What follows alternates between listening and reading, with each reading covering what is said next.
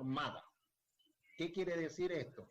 Que todo lo que se diseñe desde el momento que va a afectarnos directamente debe tomarse en cuenta todas las organizaciones del país. Llámese comarca, llámese áreas rurales, áreas urbanas. No puede estar alejado de este modelo. Entonces, si no logramos esto, miren, no solamente tendremos una pandemia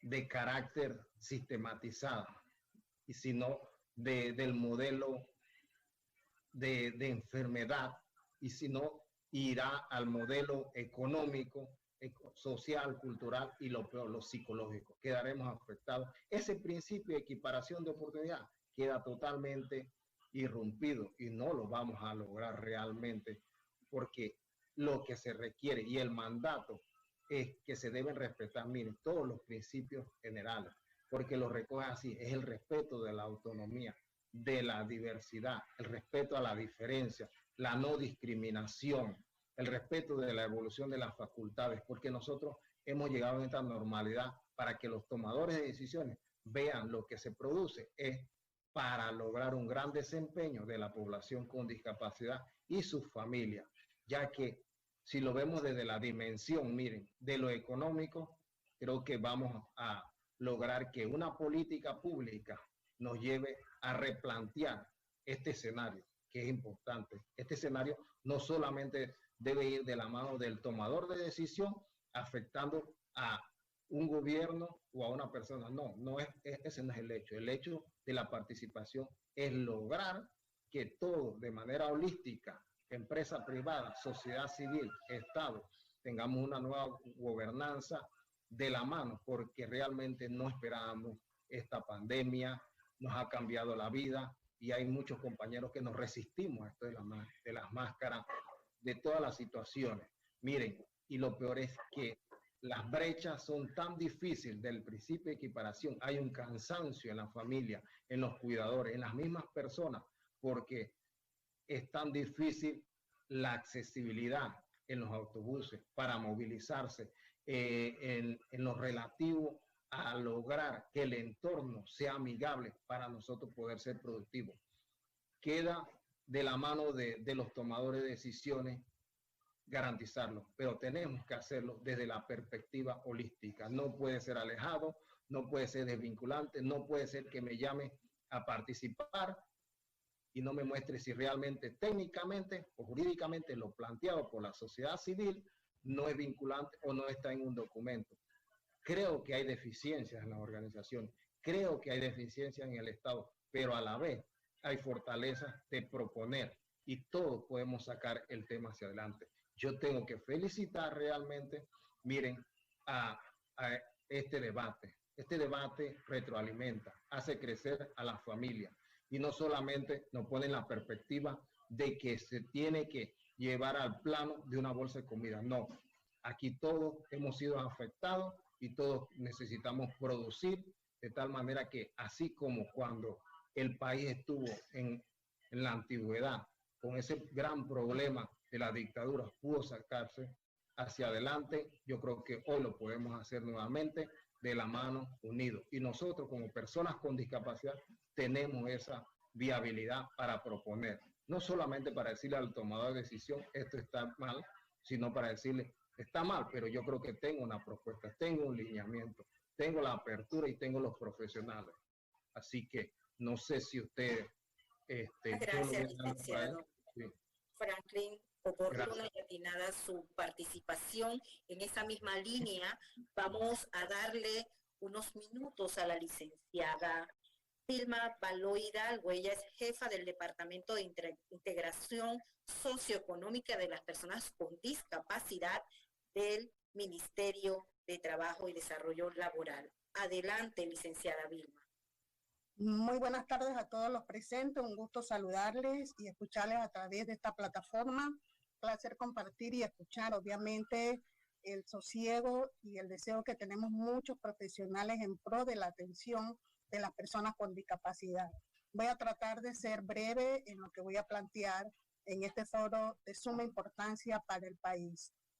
Nos hemos centrado en los mecanismos, en el mecanismo para el acceso al trabajo en tiempo de confinamiento, y adaptación a la nueva normalidad.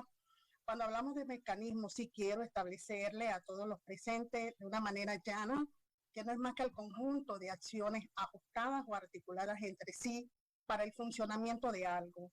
Hoy día, el funcionamiento de este algo, en el tiempo que estamos viviendo, producto de que nadie quiso vivir, ¿verdad? Que nos salió así de repente, este algo es el acceso a trabajo.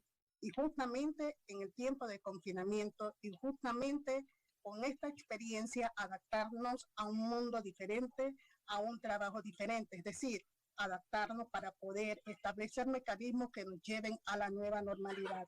En este sentido, nuestros sujetos de atención desde el Ministerio de Trabajo en el tema que nos ocupa hoy acá son dos. Por un lado, las personas con discapacidad con los cuales trabajamos día a día, hombro a hombro, buscándoles oportunidades para la inserción en plazas laborales, y por otro lado, un sector empleador que requiere de mayores orientaciones, que requiere de mayor acercamiento y que requiere adquirir un compromiso frente a personas con condiciones de discapacidad, que son personas tan igual como todos los que estamos aquí hoy en este recinto, ¿verdad? En este sentido, ambos componentes o sujetos de nuestra intervención los une una ley madre que nace en el año 1999, ley que se denomina Ley 42, que atiende todo este manejo desde hace aproximadamente 16 años. Esto es un pantallazo rapidito, ¿verdad? En el año 2016 nace la Ley 15, que le hace unos ajustes a esta Ley 42, y posteriormente, en el año 2019, se reglamenta dicha Ley 15. Va dirigida hacia equiparar lo que el profesor hace un rato mencionó, la equiparación de oportunidades y lograr justamente como inicié ese mecanismo, esas articulaciones interinstitucionales en pro de las personas con discapacidad. Por otro lado, esta ley contempla aspectos sumamente importantes: derechos de las personas con discapacidad, obligaciones que tiene el Estado en diferentes niveles de competencia, derechos de las organizaciones en participar y que formen parte las personas con discapacidad, y el acceso de las personas con discapacidad a un sinnúmero de escenarios. Por un lado, a la salud; por otro lado, a la educación, a la cultura, al deporte, a entornos tales como lo mencionó el expositor anterior, a lugares o a edificios arquitectónicos seguros; por otro lado, al ambiente laboral. Todos estos mecanismos en tiempo de confinamiento desde el Ministerio de Trabajo, ¿verdad?, amparados en este marco legal que nos une al seguimiento y a la atención en tiempo de confinamiento y hacia la nueva normalidad, están diseñadas ya desde el momento en que se declaró la pandemia, el 14 de marzo, el Ministerio inicia un trabajo interinstitucional, estableciendo esos mecanismos de articulaciones, sacando a la palestra con un equipo de gobierno de un nivel alto, acompañado de la señora ministra, el señor viceministro y un cuerpo técnico de directivos del ministerio y otras instituciones, logrando a la palestra el nacimiento del decreto ejecutivo 81 del 20 de marzo del 2020, que regula el procedimiento para la suspensión de contrato, con el ánimo de ¿qué? De asegurar durante el confinamiento, durante la crisis que estamos todos padeciendo, la seguridad de su trabajo. Este decreto no implica la terminación de las relaciones laborales.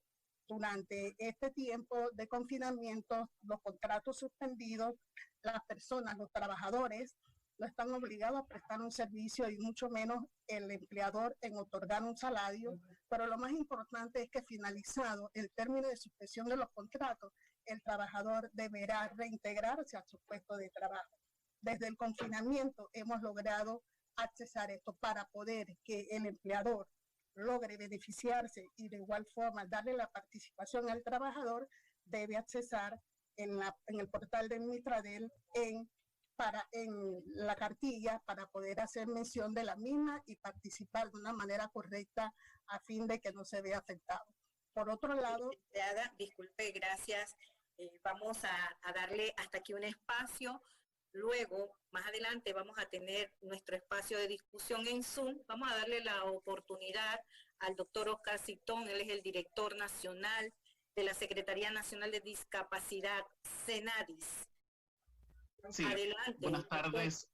Sí, muchas gracias. Buenas tardes a toda la comunidad educativa del IPE a nivel nacional y a nosotros en este espacio radial en donde hoy estamos abordando uno de los temas interesantes con relación a los efectos de la pandemia del COVID-19 y todas las estrategias educativas, laborales, de salud que se tienen que realizar para poder salir adelante. Sin duda, la pandemia del COVID-19 es uno de los más grandes desafíos que ha vivido la humanidad o que está enfrentando la humanidad en tiempos recientes.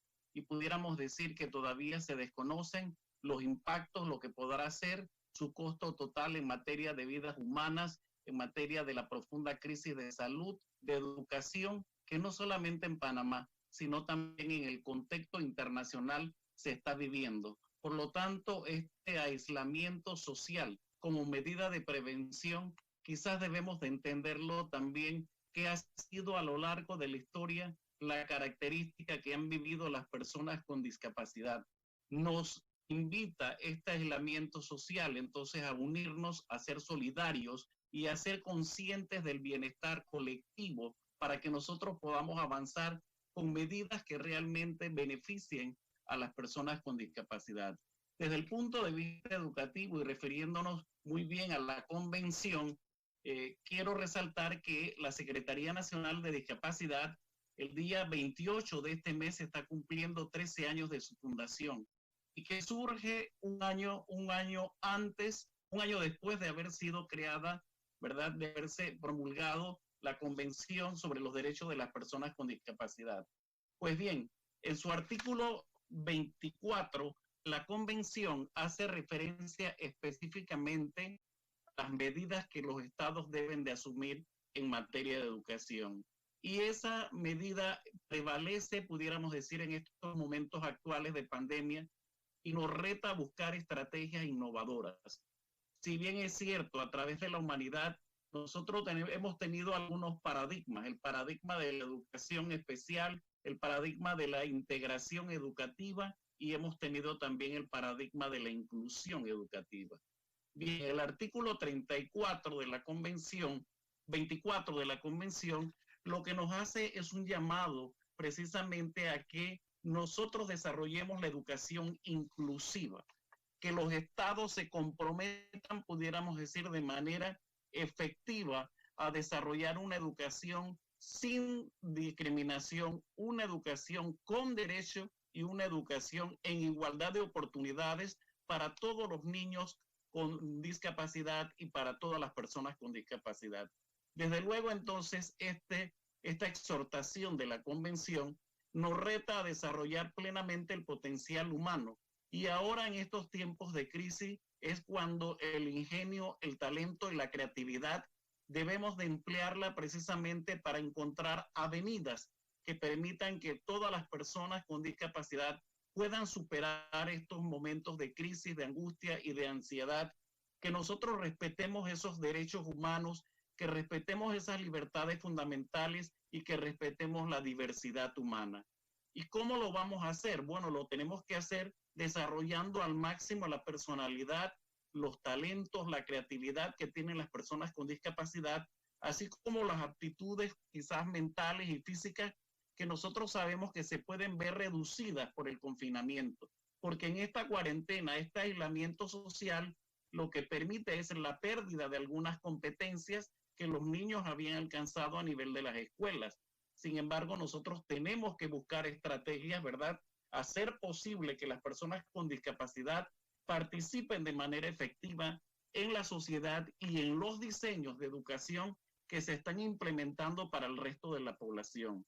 Gracias, doctor Titón. Vamos a darle oportunidad a la directora general del IPE para que se dirija a la población panameña. Sin embargo, recuerde que nosotros salimos de la transmisión de RPC Radio, pero continuamos con este foro a través del Zoom. Adelante, profesora Marisa Canales Díaz, directora general del IPE.